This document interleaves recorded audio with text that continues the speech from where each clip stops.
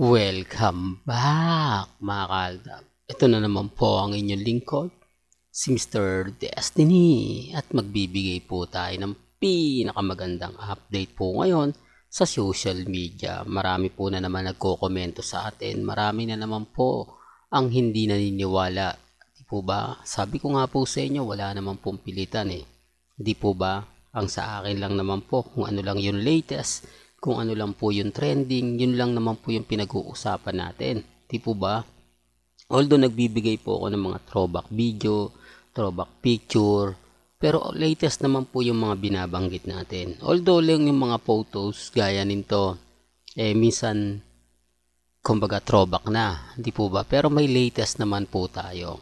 Kung ano na nga po yung nangyayari dito po kay Alden Richards. Sa tingin nyo mga kaaldab, naniniwala po ba kayo na hindi kasama ni Alden Richards yung family niya? Di po ba? Hindi, para lang klaro, para lang po sa kaalaman ng lahat.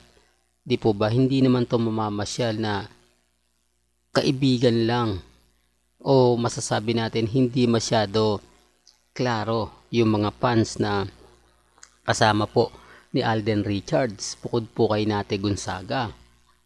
Di po ba? Ito lang yun po yung ginagawa ni Alden, literal na para mapagtakpan kung sino nga po ba talaga yung totoong kasama ni Alden Richards. Di po ba? Dahil hindi ka naman po pwedeng umalis na mag-isa ka lang.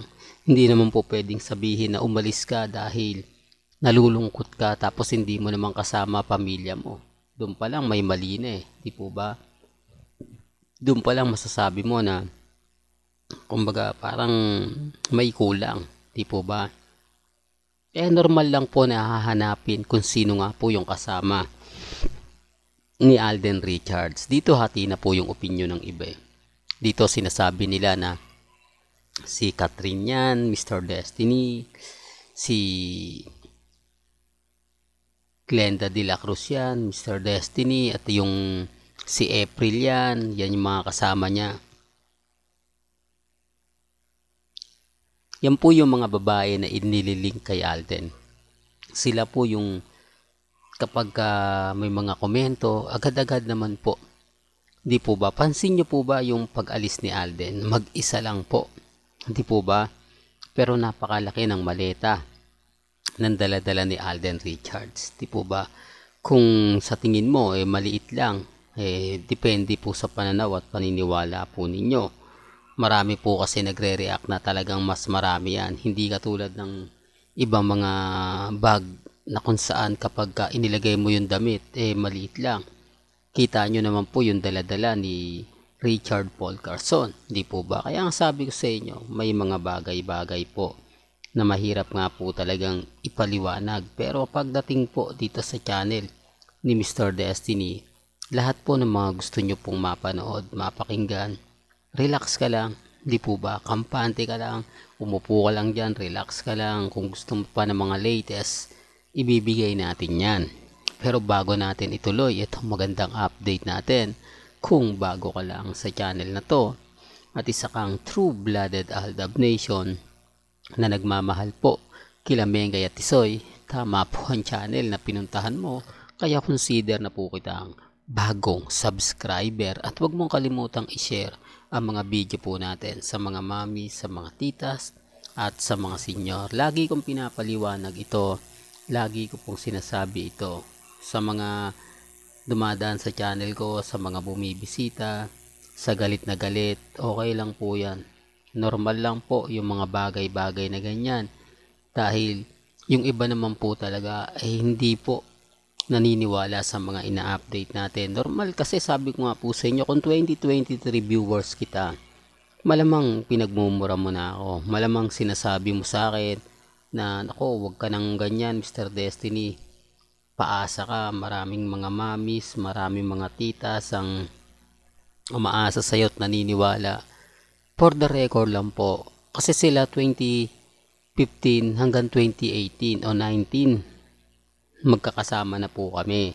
Kaya nga po hindi kami ngayon naghiiwanan, hindi kami bumibitiw kasi alam namin yung buong istorya at buong kwento. Yan ang pagkakaiba po ng mga Aldab Nation o fandom ng Aldab. Pero kung bago ka lang, hindi ka talaga maniniwala kasi hindi mo alam yung nangyari, kung paano kami kinausap ni na Alden Richards, kung paano kami kinausap ni Maine Mendoza, kung paano bigyan kami ng magandang importansya nila Nanay Dab, Tatay Dab, Daddy Bay at ang pamilya Paul Carson. Hindi, para lang klaro, para lang po sa dumadaan at bumibisita sa channel natin na sinasabing Mr. Paasa nga po raw ako at nililinlang ko lang po ang mga mamis, mga titas, mga senyor.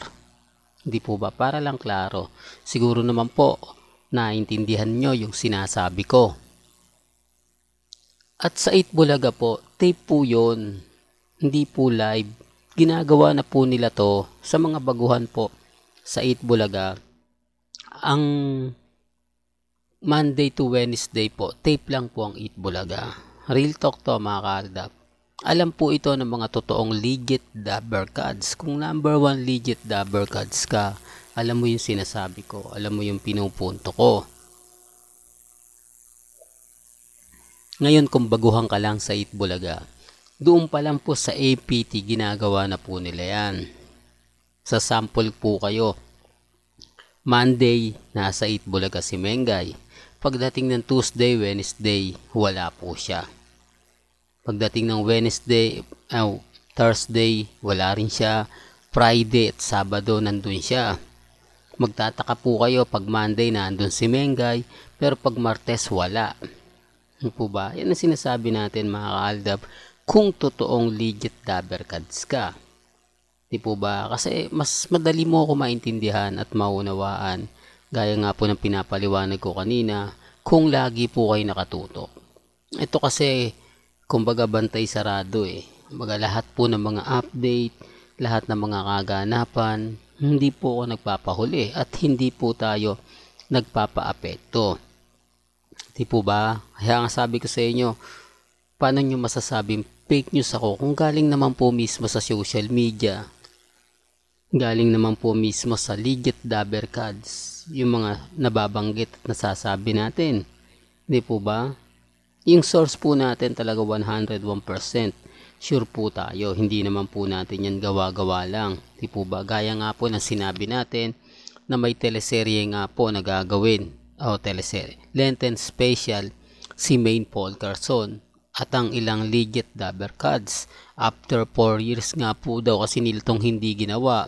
Ngayon nga po ay nagsisimula na sila. At ito nga po daw yung kagandahan sa mga sinasabi ko. Ito nga po yung pinakamasaya sa mga pinapaliwanag ko. Di po ba? Real talk mga kaaldab. Kaya sinasabi ko lang po ito para lang po sa kaalaman ng lahat.